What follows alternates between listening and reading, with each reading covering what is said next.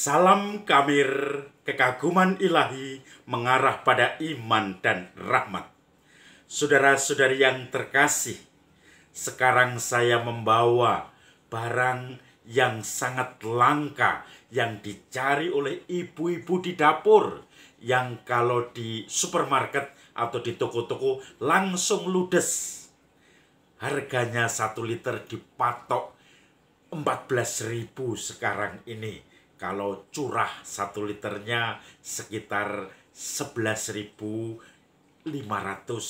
Kalau dikemas secara sederhana 13.500. Kalau dikemas secara sempurna menjadi 14.000. Itu headnya, harga eceran tertinggi. Apa ini? Kurang lebih tidak lain adalah minyak goreng, minyak sawit. Nah, kenapa mahal sekali? Karena sekarang sawit harganya, atau minyak sawit ini CPO, crude palm oil ini harganya melambung. Maka minyak goreng menjadi mahal. Bahan bakunya adalah CPO yang sangat mahal sekarang. Nah, saudara-saudari yang terkasih, saya kali ini juga membawa tepung sekaligus untuk membuat roti dengan adonan dan sekaligus digoreng dengan minyak. Kenapa saya membawa ini?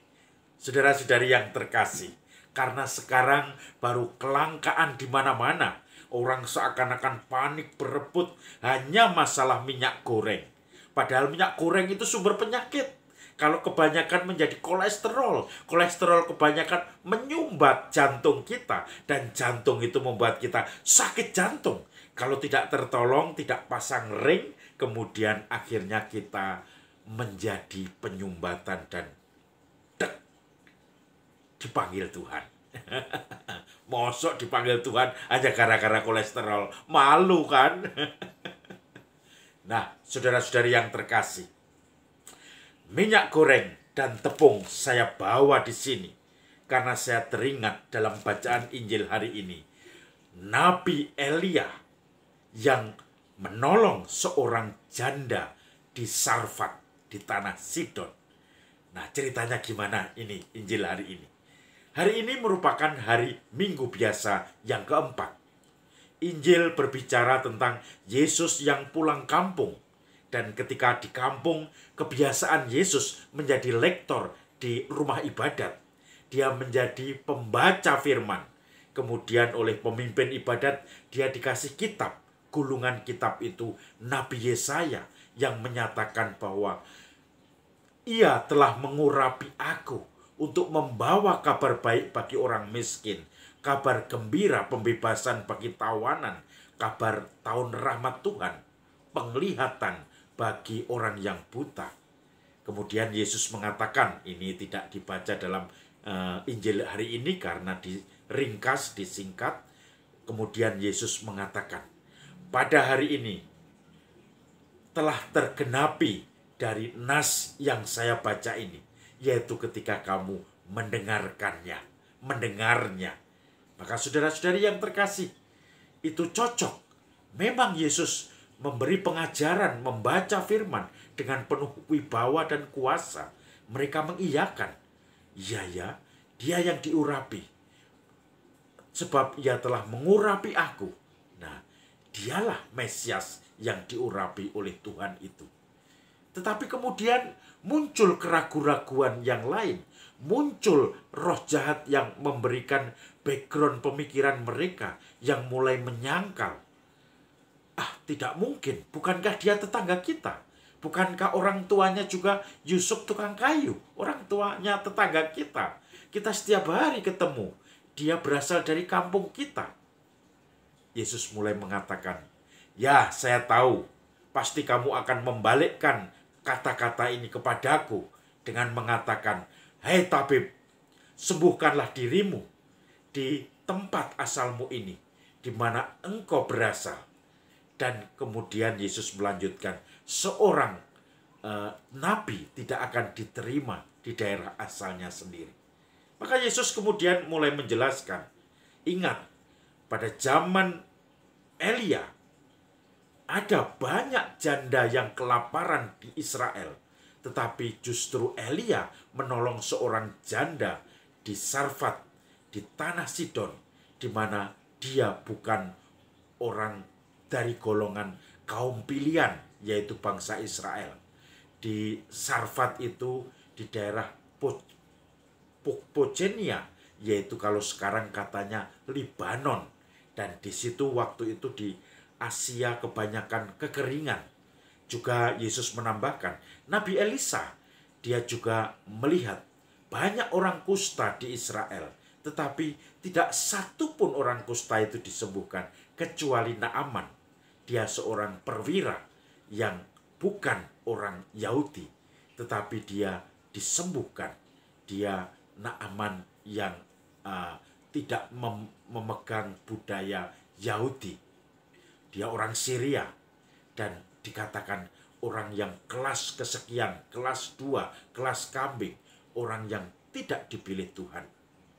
Maka saudara-saudari yang terkasih, orang Israel tahu disindir oleh Yesus, maka mereka semakin mencari kesempatan untuk membunuh Yesus, untuk melempar Yesus dari tebing supaya Yesus mati. Saya kemudian memfokus kisah janda yang ada di bacaan hari ini, yang ditolong oleh Nabi Elia. Dia dikatakan seperti itu, kurang lebih 3 tahun 6 bulan terjadi kekeringan di daerah Yerusalem, Asia, pokoknya waktu itu di padang gurun Timur Tengah seperti itu. Ada sampai Libanon, kemudian sampai Irak yang wilayah sekarang ya. Itu kemudian akhirnya ada seorang janda yang tinggal mempunyai sedikit minyak di rumahnya dan sedikit tepung, hanya segenggam tepung. Kalaupun itu dimasak, itu kemudian dia akan mati setelah itu karena kelaparan. Tidak ada lagi yang diharapkan dari alam sekitar. Anaknya pun sedang sakit. Maka janda itu mengisi waktunya untuk mencari ranting-ranting, untuk membakar, mungkin memanaskan diri, supaya terasa kalau malam tidak terlalu dingin. Karena waktu itu kekeringan, kalau siang terasa panas sekali, sampai air pun langka, makanan langka, tetapi juga kalau malam menjadi dingin. Maka saudara-saudari yang terkasih, ranting-ranting di hutan dikumpulkannya yang sudah kering. Dan tiba-tiba orang asing muncul. Orang asing itu kehausan juga karena di situ semua kekeringan dan terjadi bencana kelaparan itu. Kemudian orang asing itu mendekati janda itu. Janda itu tentu saja menyapa sebagai orang yang ramah. Dan kemudian orang asing itu minta, berikan aku sedikit air dari kendimu. Padahal air itu tinggal sedikit dan waktu itu kekeringan. Maka kemudian janda itu pun kasihan. Dia merasakan ingin membantu orang asing itu. Dan akhirnya dia minum air dari kendi janda itu. Kemudian dia masih menuntut lebih.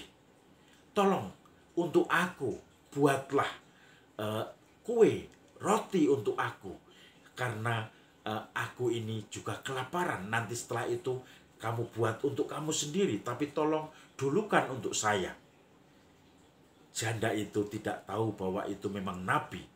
Nabi itu yaitu Elia menjanjikan, nanti Tuhan akan memenuhi, kamu tidak akan kehabisan tepung dan minyak goreng itu.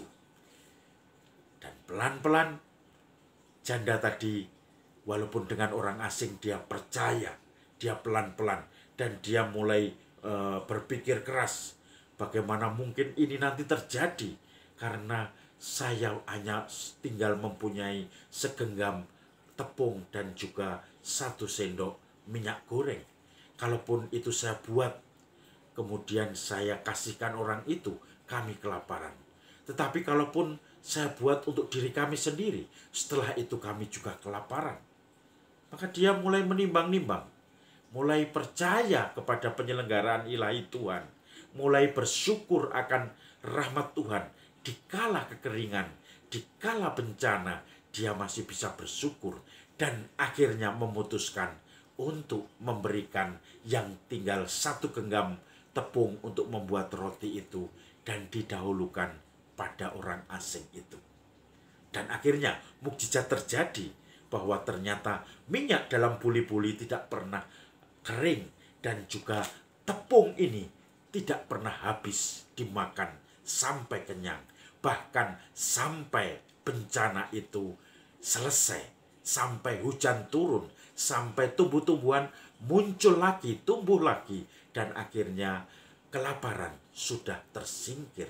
Dan ternyata orang Israel tidak ada yang ditolong oleh Elia kecuali janda yang dianggap kafir itu karena dia dari Sarfat, daerah Tirus dan Sidon. Saudara-saudari yang terkasih, Yesus ingin menunjukkan kepada banyak orang yang mengkritiknya, yang selalu mencari kelemahan-kelemahannya, bahwa kalau mereka merasa diri sudah cukup, mereka merasa tidak membutuhkan kehadiran Yesus, tidak membutuhkan kehadiran Allah sendiri untuk hidup mereka, maka mereka tidak akan pernah bersyukur. Mereka tidak akan pernah merasa cukup dengan apa yang diberikan Tuhan pada mereka. Sehingga mereka selalu menuntut. Dia juga selalu tidak percaya kepada Yesus. Selalu bertanya, mana buktinya? Mana buktinya? Perbuat di tempatmu, di kampung halamanmu ini. Seakan-akan kampung halamannya adalah kampung yang terpilih, yang lebih dari daerah lain.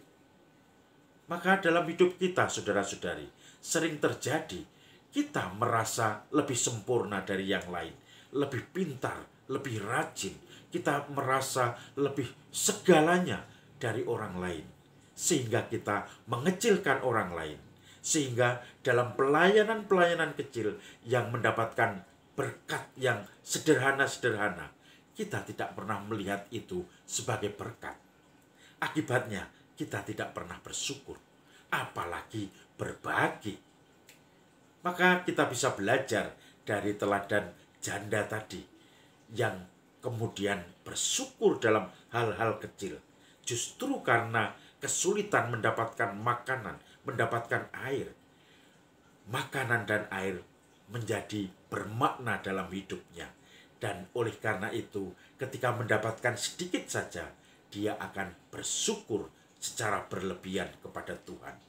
Dan kalau sudah bersyukur, dia akan siap untuk berbagi dengan orang lain.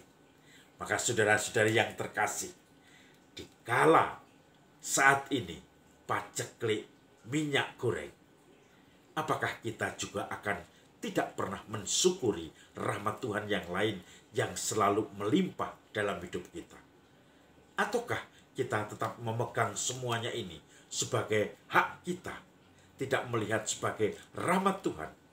Dengan konsekuensi, kita pun tidak pernah bersyukur dan kita tidak pernah berbagi. Salam Kamir, kekaguman ilahi mengarah pada iman dan rahmat.